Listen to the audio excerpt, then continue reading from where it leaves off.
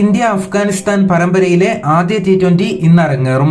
3 മത്സരമടങ്ങിയ ഒരു പരമ്പരയാണിത്. ഇന്ത്യൻ സമയം രാത്രി 7 മണിക്ക് ആരംഭിക്കുന്ന മത്സരത്തിന് വേദിയാകുന്നത് പഞ്ചാബ് ക്രിക്കറ്റ് അസോസിയേഷൻ സ്റ്റേഡിയമാണ്. ഇതാദ്യമായിട്ടാണ് ഇന്ത്യയും അഫ്ഗാനിസ്ഥാനും തമ്മിൽ ഒരു ബൈലാറ്ററൽ പരമ്പര നടക്കുന്നത് എന്ന പ്രത്യേകത കൂടിയുണ്ട്. ഇതുവരെ പരസ്പരം T20യിൽ ഏറ്റുമുട്ടിയ ചരിത്രമെടുത്താൽ ഇന്ത്യക്ക് തന്നെയാണ് വ്യക്തമായ ആധിപത്യം. പങ്കെടുത്ത 5 കളിയിൽ 4ലും ഇന്ത്യ വിജയിച്ചു.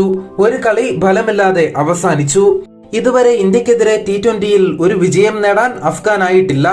പിച്ച് റിപ്പോർട്ടിലേക്ക് വന്നാൽ ഇത് ബാറ്റിംഗിനെയും ബൌളിംഗിനെയും ഒരുപോലെ അനുകൂലിക്കുന്ന ഒരു വേദിയാണ്. ഇവിടെ അവസാനമായി നടന്ന 40 T20യിൽ 26ലും വിജയിച്ചത് ചേസിംഗ് ചെയ്ത ടീമാണ്. അതിനാൽ ഇന്ന് ടോസ് കിട്ടുന്ന ടീം ആദ്യം ബോളിംഗ് തിരഞ്ഞെടുത്തേക്കും. ഇന്ത്യൻ ടീമിലേക്ക് വരികയാണെങ്കിൽ വലിയ മാറ്റങ്ങളാണ് ഈ പരമ്പരയ്ക്ക് വേണ്ടി നടപ്പിലാക്കിയത്.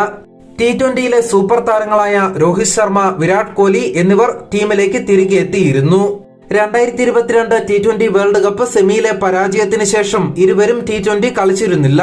വരാനിരിക്കുന്ന 2024 T20 വേൾഡ് കപ്പ് പരിഗണിച്ചാണ് ഇരുവരെയും BCCI തിരിച്ചു വിളിച്ചത്. അതേസമയം ടീമിലേക്ക് തിരിച്ചു വന്നുവെങ്കിലും ആദ്യ T20 കളിക്കാൻ വിരാട് കോഹ്ലിയില്ല.